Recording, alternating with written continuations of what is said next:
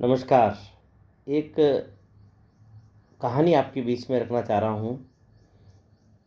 कहानी क्या, एक परिवार की हकीकत। एक संयुक्त परिवार जिसमें दो भाई साथ में रहते हैं। दोनों के तीन तीन बच्चे हैं। घर में 6 बच्चे, लगभग 12 साल से के आसपास के बच्चे। कोई 12 का, कोई 9 का, कोई 6 का। इस तरह की उम्र के बच्चे एक परिवार में दमा चौकड़ी करते साथ में रहते हैं। दादा दादी भी साथ में हैं। उसमें से दो बच्चे जो दोनों भाइयों के छोट जो दूसरे नंबर के मध्य के बच्चे हैं दोनों, वो बड़े ही शैतान किस्म के हैं और पढ़ने में तो बड़े कमज़ोर, पर मस्ती में अव्वल।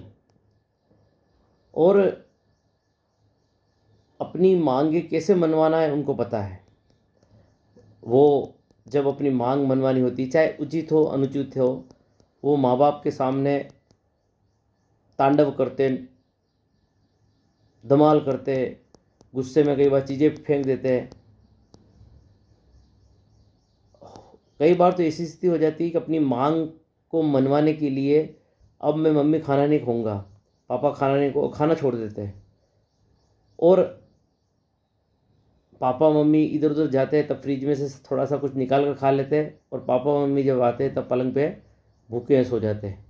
एक दिन 2 दिन और पापा मम्मी भी फिर, बच्चा भूखा है, साथ में दादा दादी का दबाव, तो कई बार नाजायज मांगों को भी पूरा करना पड़ता।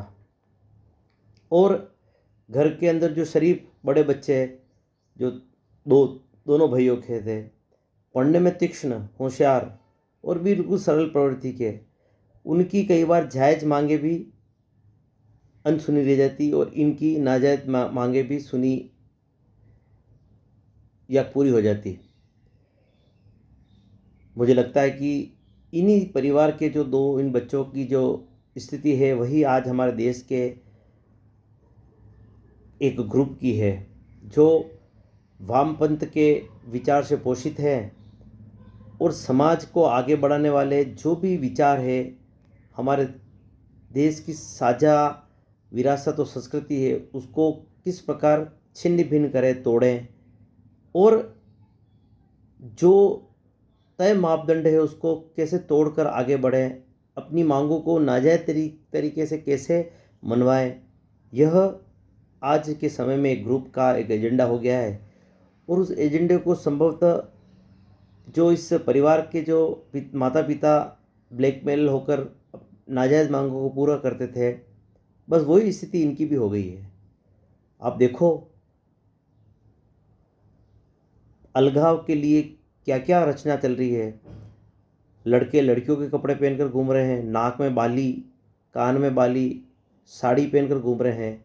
हाथों के उनके इशारे देखो तो ये लगता है कि यह कौन सी दुनिया का जीव आ गया है। लड़कियां लड़कों की शैली में रह रही है। ऐसी गाली जो सामान्यतः एक सभ्य समाज में दो आदमी आपस में भी नहीं बोल सकते हैं, वो सरेआम कैमरे के सामने गाली बोली जा रही है। और गाली किसको? देश के प्रधानमंत्री को। इससे ज़्यादा नैतिक पतन की पराकाष्ठा क्या हो सकती है? आपको अपने विचार से मतभेद हो सकता है आप, पर उसको व्यक्त करने का तरीका सरल हो सकता है। वो तरीका आपको लोकतांत्रिक कह सकते हैं, या एक नैतिकता के मापदंड से उतरता हुआ हो सकता है। मुझे लगता है कि अभी दिल्ली में जो घृणित घटनाक्रम हुआ था, युवाओं की जो मांग थी कि पेपर लीक, और वो मांग जायज़ मांग थी कि पेपर लीक बंद होना चाहिए, वो आज नहीं हो रहा है, वर्षों से हो रहे हैं। पर उस जो एक तंत्र बना, उस तंत्र को कैसे ठीक करें, यह सरकार की प्राथमिकता पहले दिन से होनी चाहिए थी। पर दबाव के बाद जगी सरकार, और सरकारें जगती कई बार ऐसी ही है। पर उस प्रदर्शन की आड़ में जिनको मांग करनी थी वो तो परीक्षा दे रहे थे, और 21 दिन में पुनः दूसरी परीक्षा हो गई। तो किसी का कैरियर बिगड़ा हो यह तो संभव नहीं है, क्योंकि लगभग 1 महीने के अंदर दूसरी परीक्षा तुरंत हो गई है, किसी का साल बिगड़ा नहीं, कुछ दिन ज़रूर आगे पीछे हुए हैं।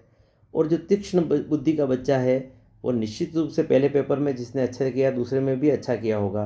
अतः हम ये कह नहीं सकते हैं कि बच्चों के साथ अन्याय हुआ। हाँ, मानसिक तनाव हुआ और इस तरह के पेपर लीक देश के लिए खतरनाक है, इसको रोकना चाहिए। पर जो हिंसा का, जो अभद्रता का नंगा नाच जंतर मंतर पर हुआ, ये वाकई में एक सोच का विषय है कि हमारे देश की एक पीढ़ी किस तरफ जा रही है। मैं नहीं कहता कि सभी, पर कहते हैं कि एक मछली पूरे तालाब को गंदा करती है। वो गंदी मछलियाँ वहाँ एकत्र हो गई थी, और उसमें से जो सही जेन्युइन विद्यार्थी थे, उनके ऊपर भी उन मछलियों के कारण गलत आरोप लगे। आप कैसे ये मान कह सकते हैं कि पुलिस वाले को आप उकसाएंगे, अपने निजी अंगों को दिखाकर उनको प्रोवोक करेंगे, उनके साथ गाली गलौज करेंगे, यहाँ तक कि उनके साथ मारपीट कर कर इस हद तक मारपीट करेंगे कि उनके अंगों को हानि पहुँचे। फिर उसके बाद आप अपेक्षा करते हैं कि पुलिस वाले सहन करेंगे। मुझे लगता है कि जिन छात्रों ने यह, या जिन गुंडों ने यह कृत्य किया, उनको कठोर से कठोर सज़ा मिलनी चाहिए। इसकी नज़ीर बननी चाहिए कि आगे कभी कोई पुलिस तथा हमारे सुरक्षा बलों पर हमला करना तो दूर, उनकी तरफ गंदी नज़र से देख भी नहीं सके। अन्यथा यह एक गलत उदाहरण पेश होगा। तो मुझे वाकई में एक समाज के अच्छे लोगों को पीड़ा है कि हमारे देश की एक पीढ़ी किधर जा रही है। आप सोचो, ये लोग अगर पढ़ लिख कर कॉलेज के अंदर प्रोफेसर बनेंगे, तो आप कल्पना करें कि वो आने वाली किस प्रकार की नस्ल पैदा करेंगी। सांप जब बच्चे पैदा करेगा तो सपोले ही पैदा करेगा। तो ऐसे सपोलों को तो का फन तो तुरंत कुचलने की आवश्यकता है, ये मुझे लगता है। और सरकार को मेरा मानना है कि जो पेपर लीक के ऊपर जो कमेटी बनी है, उसका सुझाव को शीघ्र क्रियान्वित करें, और ये कोचिंग के जो एक रैकेट चल रहे हैं, वो रैकेट बंद हो। एक गरीब व्यक्ति अपने बच्चों को पढ़ाने की सोच नहीं सकता है। आप क्यों इसी शिक्षा व्यवस्था डेवलप नहीं करते हैं जिसमें स्कूल के अंदर ही वो कोर्स आए जो जेई मेंस या नीट के अंदर आता है। आप इनके लिए अलग कोचिंग इंस्टीट्यूट में क्यों पढ़ाना पड़ता है। और सबसे विचित्र बात तो है कि आजकल तो सैकड़ों ऐसे विद्यालय हैं जिनका रजिस्ट्रेशन विद्यालय का रहता है, पर पूरे विद्यालय का मैनेजमेंट एक कोचिंग संस्थान चलाता है जो बड़ी राशि इन विद्यार्थियों से लेता है। तो मेरा आग्रह है, सरकार को ऐसे दुकानों को बंद करना चाहिए। विद्यालय के अंदर ही वो कोर्स पढ़ाए जो जेई और नीट या अन्य परीक्षा में आता है। तो ये जो कोचिंग रैकेट और जो एक अंधी स्पर्धा है कि मेरे विद्यार्थी अच्छे नंबर से आए, मेरा कोचिंग सबसे श्रेष्ठ, इसके कारण जो पैसे का खेल चलता है वो खेल बंद होगा।